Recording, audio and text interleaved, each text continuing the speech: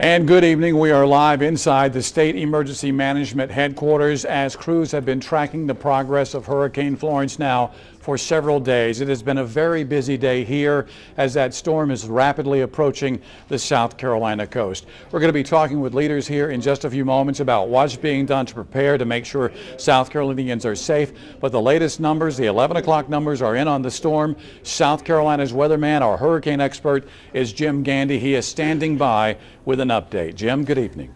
JR, thank you very much. This is a time lapse of the radars from Morehead City and Wilmington over the last 5 hours. You can see how it's just been kind of drifting, kind of westward, so to speak.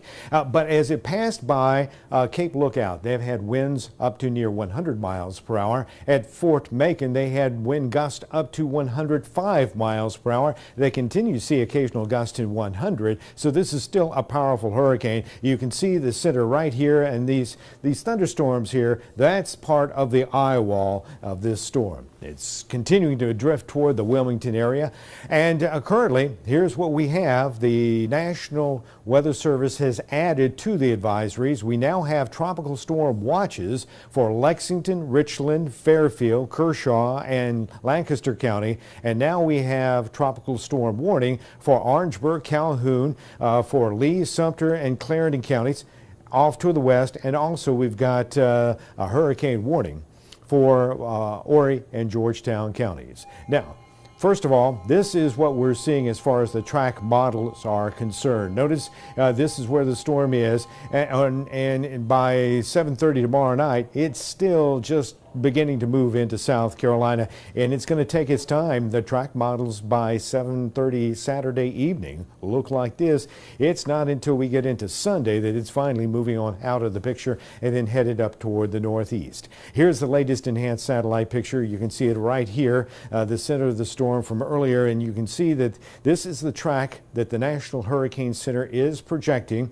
We do expect it to make landfall near the Wilmington area, and it kind of move along the coast, heading into South Carolina. Could be a little bit to the north, could be a little bit to the south, but generally it's going to be making its way through the Midlands. They've kind of added some things here, the watches and the warnings. Notice by 8 p.m. on Saturday, they still think that it might have maximum sustained winds at 45 miles per hour, and that's why they added some of these counties to the watch and warning area. Our computer model showing the system coming in, and it will continue to kind of make its way across South Carolina. Now, we added the computer model to it to give you an idea of the rain and when it's coming in. It'll start coming in Friday night, but most of that rain that we're going to be seeing is going to be coming Saturday into Sunday morning. As far as winds are concerned, here's what our computer model is projecting as it begins to fill in with some of the numbers.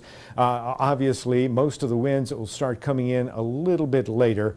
Apparently our computer model having a little bit of problem, so there we go. We're starting to see some of the wind gusts by Friday evening. You can see they're getting up to tropical storm force, and as we go forward into time, well, we're going to have a chance of seeing some winds gusting up to about 50-55 miles per hour in the eastern part of the Midlands, and just about 45 miles per hour here in the central part of the Midlands. Rainfall may be the bigger issue.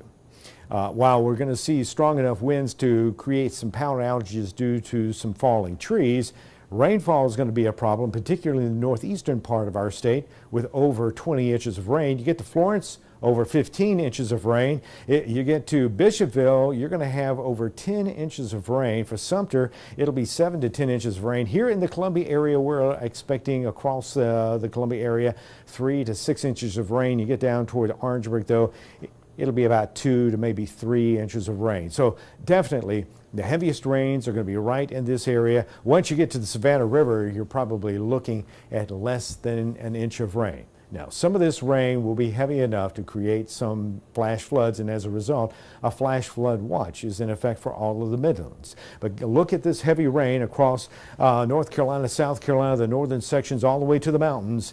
This means that all the rivers will have a flood threat. That flood threat may persist long after the storm leaves. So next week, we'll be looking at the potential of river flooding as that water comes down the rivers from North Carolina into South Carolina. JR? Jim, let me ask you real quick about the possibility of tornadic activity as a result of this system.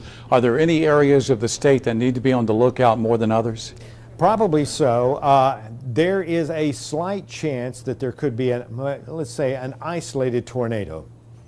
And that would be north of I-20, east of I-77. So basically the northeastern part of our state, but the chance is quite low. And quite frankly, I really don't think that we're going to see much in the way of tornadoes. That is going to be mainly over in eastern North Carolina.